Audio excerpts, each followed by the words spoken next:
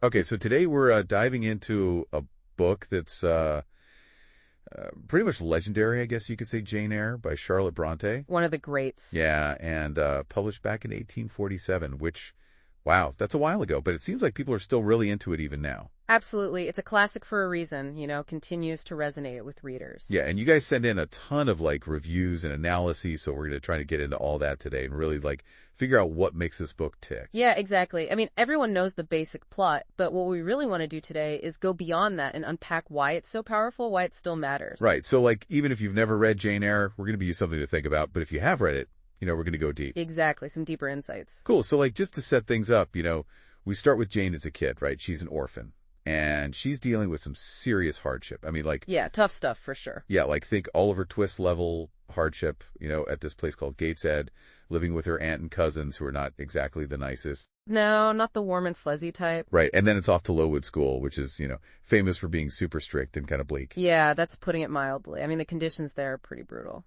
But even with all that going on, Jane shows how tough she is. She's smart, she's resilient, you can tell she's not going to just give up. Absolutely. That's what's so striking about her character. Even as a child, she has this inner strength, this determination for rise above her circumstances. Yeah, you can totally see how that shapes her whole journey. Oh, totally. It's the foundation for everything that comes next. And of course, what comes next is Thornfield Hall. Right, she becomes a governess there, and that's when things get really interesting. That's where she meets Mr. Rochester, and the whole romance kicks in. Thornfield is such a key part of the story. It's not just a setting, it's almost like a character itself. Oh, for sure. It's got that whole Gothic vibe, dark secrets hidden past, a bit creepy. Exactly. All that mystery and atmosphere just adds to the drama and, sets the stage for Jane and Rochester's relationship.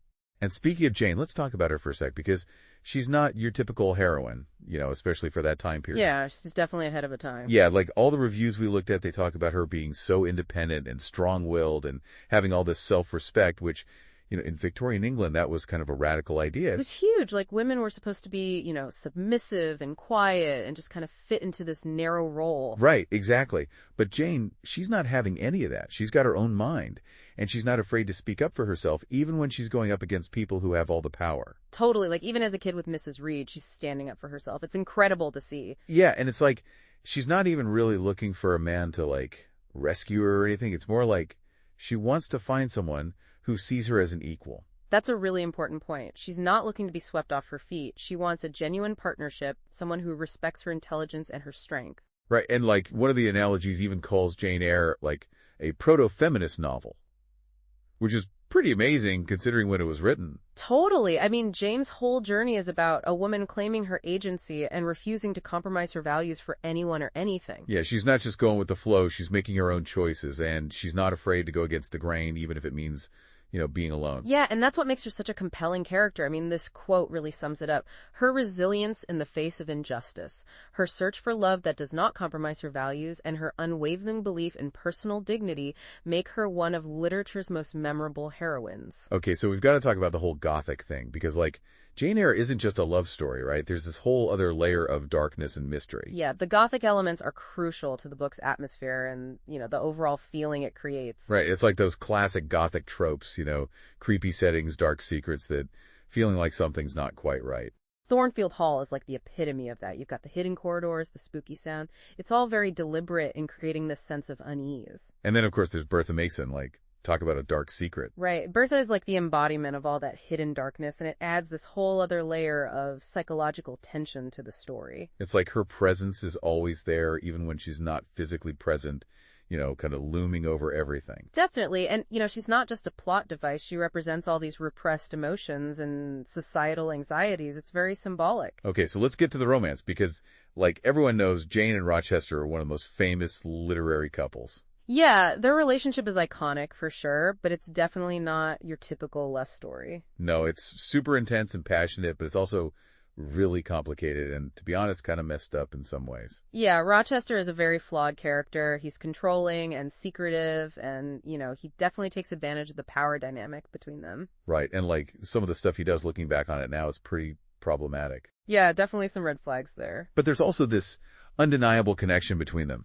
They really get each other on a deep level. Absolutely. They challenge each other intellectually, and they see past all the superficial stuff to something real. So it's this push and pull between passion and reason, right? Jane's obviously drawn to Rochester, but she also knows that he's not perfect. and she has to figure out what she's willing to accept. Exactly. She's not blindly following her heart. She's constantly questioning and challenging him and herself. And that's what makes their relationship so interesting to read about.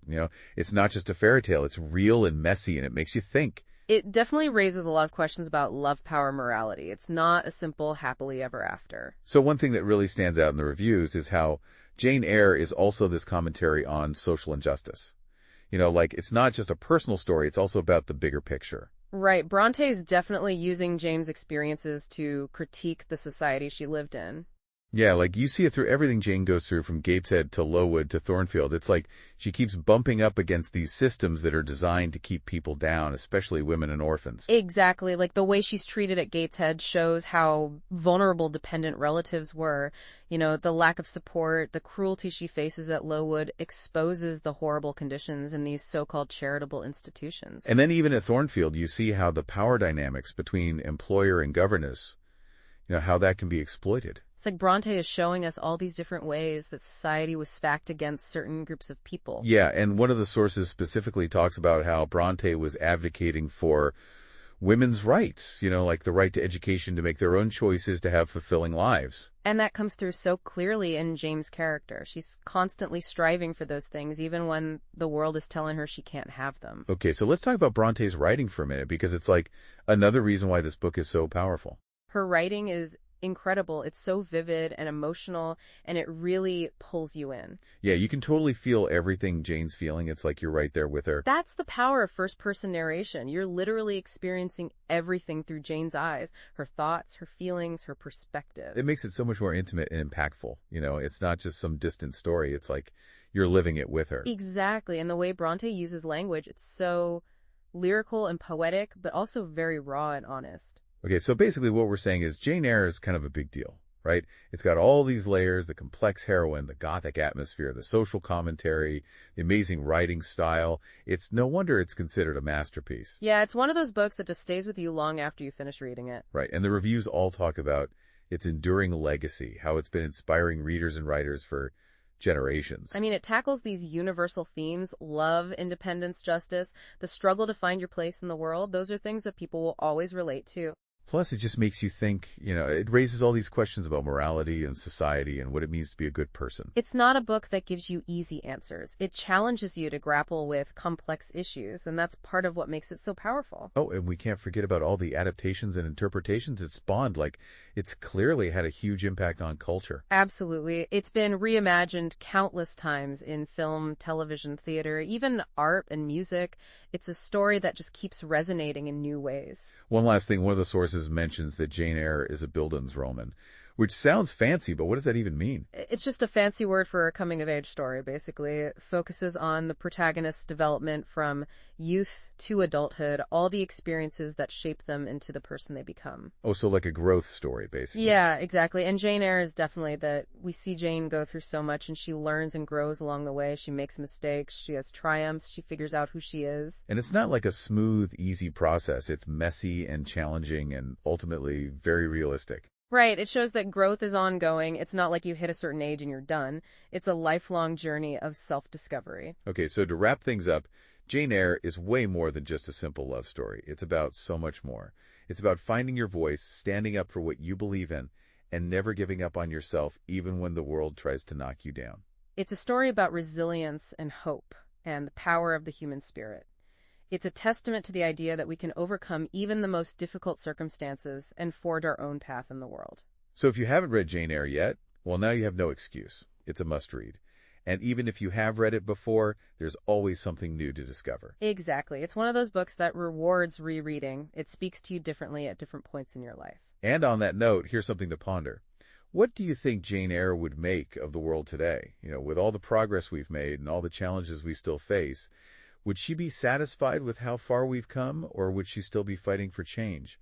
What parts of her journey do you think are still relevant in our modern world? It's a great question to consider. How do her struggles and triumphs resonate with us today? How can her story inspire us to keep striving for a better, more just world? That's something to think about. And until next time, keep diving, keep exploring, and keep those reviews coming. Happy reading, everyone.